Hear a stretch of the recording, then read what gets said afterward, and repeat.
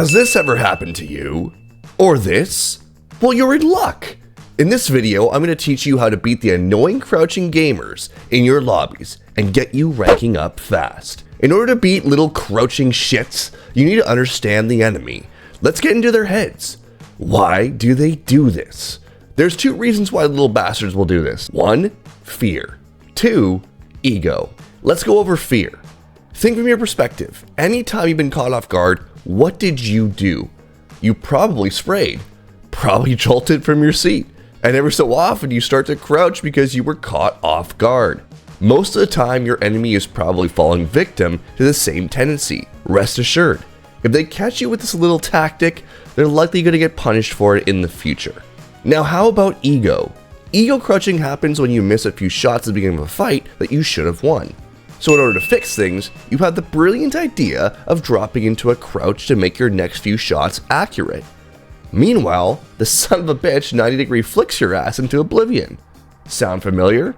Well, this crap happens to everyone, including the guy who's catching you off guard with a crab walk spray. Now, I actually lied. There's a third reason. And the third reason is, they're shit. You see, despite popular belief, some people just don't know any better. One of their friends at school probably started spewing some BS about calm aim or spray control, and the next thing you know, they're starting to look like Heaton in 1.6. Shout out to the OGs who know that one. It's important to know who you're playing against and not let anything catch you off guard. So how do we beat crouch aimers? Movement. We need to prioritize movement in order to beat the people who just sit still. Think it like this.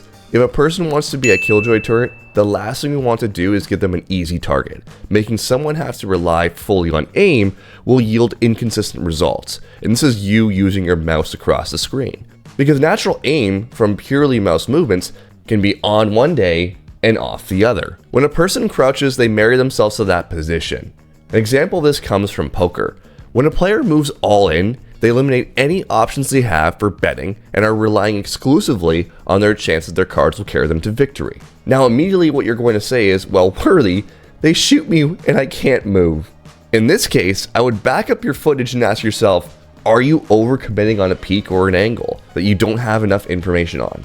Was there utility you could have used to back those players off or flash them out?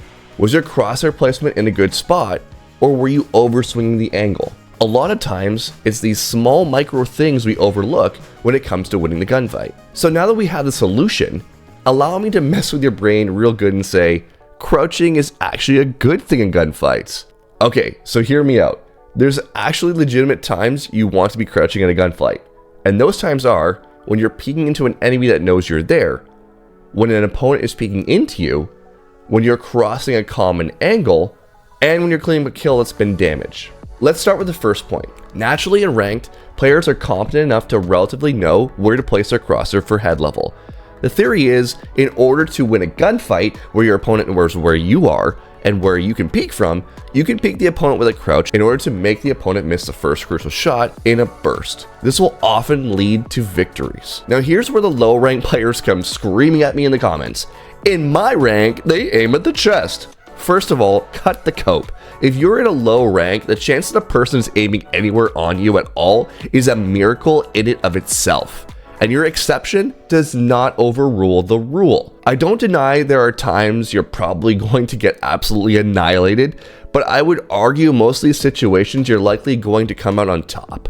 A key mechanic you need to remember is how slow it is to actually crouch in Valorant to be at the bottom position of the crouch.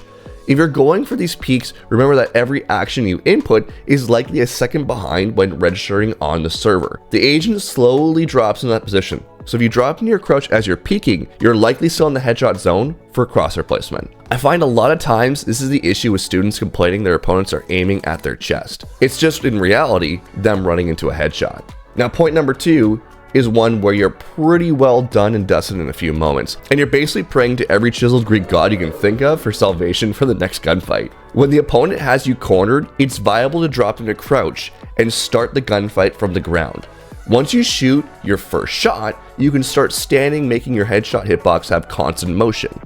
Again, I want to emphasize these should be done as a last resort. Movement is king in this game, and if you decide to move all in on every gunfight, you'll get mixed results. However, when there's no other option, Why not give yourself a chance and crouch? This next point is one I've made in my videos about priming. A lot of the top talent in this game will do a slight movement you might not have noticed unless you look really closely. On nearly every on angle where a pro has been one tap based on their experience, the pro tends to tap the crouch key as they're crossing these angles. It seems simple, but this movement mechanic can mess you up real quick when not done well. So don't be quick to practice this until you fully understand the maps you're playing. The last thing you want is to be spamming crouch everywhere you run with no real reason. I recommend watching some pros and seeing where they do this movement. Then ask yourself, why did they do it, to grasp this concept before practicing it. Our last point is all about cleaning up a kill. My rule is, if 2 Vandal shots hit, you can finish off the opponent with a spray, provided the distance isn't too great with 2 more body shots. If it's a Phantom, you must hit 3 body shots in order to finish off the kill. Once again, movement is king. If you move more, you're likely going to win your gunfights, even against those pesky crouchers. Stay patient, and good luck. If you're interested in coaching and want to get a little bit more feedback on what is it you're doing, I recommend my Patreon program.